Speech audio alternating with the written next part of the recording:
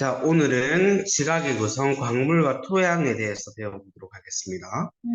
우리 지난 시간에 쌤이 얘기했을 때, 우리 지구에서 땅 부분을 지각이라고 한다고 그랬어요. 그죠? 근데 그 지각을 이렇게 힘을 줘서 삿대를 부숴버리면 암석, 돌이 되죠? 그래서 암석 세 개를 배웠습니다. 세 종류를. 화성암, 퇴적암, 변성암. 그지? 그 암석을 구성하고 있는 단계가 바로 광물이에요. 오늘 배울. 그래서 광물의 정의는 암석을 이루고 있는 알갱이 이렇게 얘기해 줄 수 있어요. 광물들 중에서 많은 것도 있고 적은 것도 있거든요. 대부분의 광물을 이루고 있는 애들을 조암 광물이라고 불러요. 주된 광물 이렇게 얘기를 해줍니다. 어떤 것들이 있냐면 장석, 석영, 희석, 각섬석, 후금보, 감남석 이런 것들이 있는데요. 여기에서 가장 많은 양을 차지하고 있는 게 장석이죠. 1등, 2등 정도는 기억해 놓을게요. 1등 장석, 2등 석영인데 이 둘의 특징은 둘 다 밝은색 광물이라는 거예요. 반틈 이상의 지구상에 존재하는 반틈 이상의 광물이 밝은색이다. 나머지 애들이 좀 어두운 색인데 어두운 색을 가지려면 철과 마그네슘과 같은 원소, 그 어두운 색을 띌 수 있는 원소를 가지고 있어요. 자, 오늘 광물의 성질에 대해서 배워볼 건데 강물의 특성이라고 하면 그 강물만 갖는 성질입니다. 어떤 것들이 있느냐? 일단 색깔과 좋은 색이 있어요. 겉으로 봤을 땐 어떤 색깔인데, 밝은 색깔인데, 혹은 어두운 색깔인데, 좋은 색이라고 하는 것은 좋은 판에 긁어 보았을 때 광물 가루가 되는데, 광물 가루 색깔이 어때? 이거야. 좋은 색은. 광물의 가루 색깔. 근데 만약에 좋은 판보다 단단한 애가 있으면 좋은 색을 알 수 있을까? 없지. 광물이 갈리는 게 아니라 좋은 판이 갈려버리는 거야. 자, 어쨌든 보시면 이렇게 밝은색 광물에 석영과 장석이 있습니다. 나머지 애들이 어두운 색이고 그 다음에 좋은 색을 보게 되면 겉보기 색이 전부 다 노란색인 친구들이 있어요. 금도 노란색이고 황동석과 황철석도 노란색인데 강물 가루를 내버리게 되면 좋은 판에 긁어버리게 되면 금은 금가루니까 노란색이 그대로 나와요. 근데 황동석이라는 애는 녹흑색이 나와요.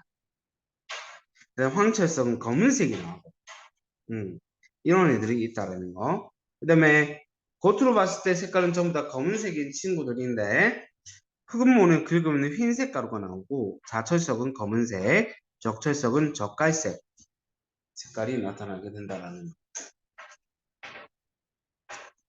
바람이 세네. 잠시만.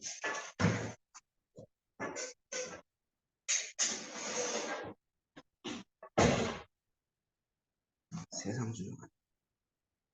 그 다음에 굳기는 누가 더 단단하냐 이 말이거든. 그래서 서로 긁어봐요. 안 긁히는 놈이 단단한 거고 긁히는 게 물인 거예요. 모스 굳기라고 굳기를 이렇게 순서대로 정리해 있는 표가 있는데 그거 몰라도 됩니다. 그 다음에 염산반응. 염산을 떨어뜨렸을 때 녹는 애들이 있어요. 그런 건 탄산칼슘이라는 물질로 이루어져 있어야 되거든. 그 대표 주자가 누구냐면 방해석. 그럼 방해석으로 만들어지는 광물 암석들은 누가 있냐면은 석회암과 대리암이 있어요. 그럼 얘네들도 염산을 떨어뜨리면 녹아버려요. 거품이 발생하는 게 전부 이산화탄소예요.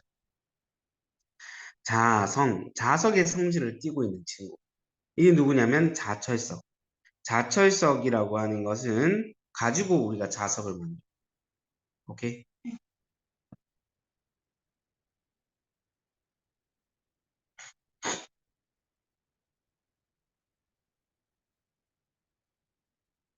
그 다음에 암석의 풍화를 좀 볼 건데, 풍화라고 하는 것은 오랜 시간에 걸쳐서 돌이 막 다 부러지는 거를 얘기해줘요. 돌이 부러지는데 그냥 잘게 부서지는 경우도 있을 것이고, 성질이 변하는 경우도 있을 거예요. 우리는 이걸 원래는 뭐라 불러줬냐면, 그냥 부러지는 걸 기계적 풍화라고 불러요.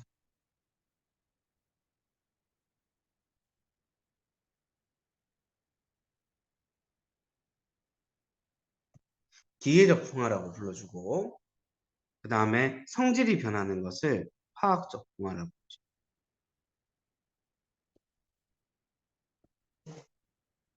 기계적 풍화 같은 경우에는 암석의 틈에 물이 들어가서 얼어버려. 부피가 커지지. 그래서 돌이 갈라지는 거.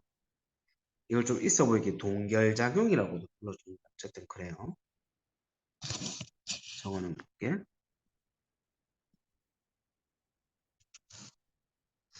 그 다음에 압력 감소. 돌이 밑에 있었는데 이 돌 위에 엄청 퇴적물들이 많이 있었어. 근데 비바람이 불어가지고 이걸 다 깎아버렸네. 그럼 어떻게 되겠어? 누르는 힘이 없어지겠죠. 그래서 돌이 부풀어 올라요. 말이 돌이 부풀어 오를 거지. 그러면 돌이 다 부러져 버리는 거야.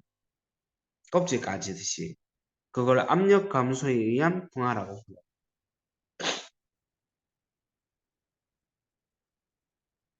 음. 그렇게 해서 만들어졌는 지형이 판상전리라는 애가 있는데 그건 나중에 고등학교 때 배워. 어쨌든 그 다음에 약한 틈으로 흙이 있었는데 거기 식물 씨앗이 들어가서 식물 씨앗이 자라면서 뿌리로 땅을 갈라버립니다. 이것도 이제 기계적 풍화입니다. 화학적 풍화는 지하수에 의해서 땅이 녹아요. 특히 석회암이 녹아요. 지하수에 이산화탄소가 녹아 들어가면은 탄산이라고 하는 산성이 돼요. 산성의 탄산가스는 녹아, 아까 염산의 탄산가스는 녹듯이 탄산이라는 산성에도 이제 탄산가스는 녹아요. 구멍이 뻥 뚫려요. 그게 석회동굴이.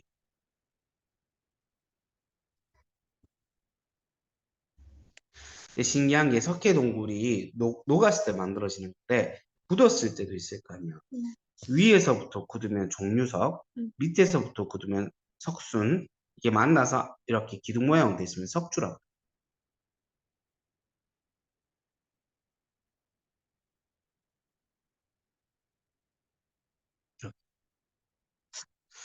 그 다음에 산소, 돌 안에 금속 성분들이 많이 있었던 거야. 얘네들이 산소랑 결합을 해버리게 되면은 녹슬어 버리게 되거든. 그럼 쉽게 부러져요. 어쨌든 이렇게 녹슬게 되면 색깔이 붉은색으로 변해. 이렇게. 산화철이라는 성분이 돼요. 철이 있다가 녹슬게 되면 그럼 쉽게 부러져요. 이기류들이 분비하는 분비물에 의해서 성질이 변해버릴 수도 있어요.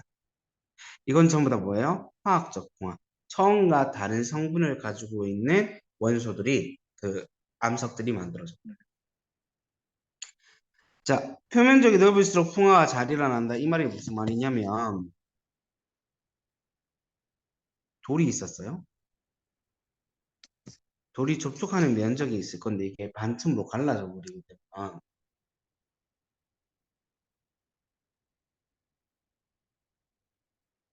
이렇게 됐다고 치면 없던 안쪽 면적이 생겨나지. 그러니까 갈라지면 갈라질수록 없던 면적이 생겨나서 그 없던 면적이랑 산소라든지 아니 물이라든지 바람이라든지 이런 걸 맞는 면적이 더 커져 버리는 거야. 그래서 풍화가 점점 더 빨리 일어나. 표면적이 넓을수록 풍화가 잘 일어난다. 그 말이에요. 그다음에 기온과 강수량에 따라서 풍화 정도가 다른데 기온 변화가 크고 강수량이 많으면 풍화도 더 잘 일어나. 그다음에 토양 이렇게 나오는데 토양이 제일 풍화를 하나도 안 받았던 토양을 기반암이라고 합니다. 이런 애들. 얘가 조금 부러져 버리게 되면 그 위에 모질물이라는 형태로 돌과 모래가 돼요. 그 모질물이 잘게 부서지면은 이 위에 표토, 생물체가 사는 흙이 돼요. 비가 오게 되면 어떻게 되겠어요? 표토 안에서 굉장히 입자가 작은 뭐 흙 완전 진흙 같은 애들은 아래쪽으로 내려오겠죠. 그걸 심토라고 그래요. 그럼 만들어졌는 순서는 1번, 2번, 3번, 4번이죠. 하지만 쌓여있는 순서는 1번, 2번, 4번, 3번 순서로 쌓여있죠. 오케이? 이게 좀 다르다.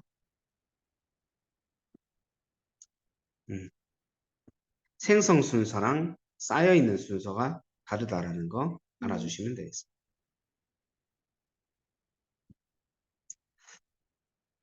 오케이. 내용 설명은 일단 여기까지고 이제 문제 한번 풀어볼게요.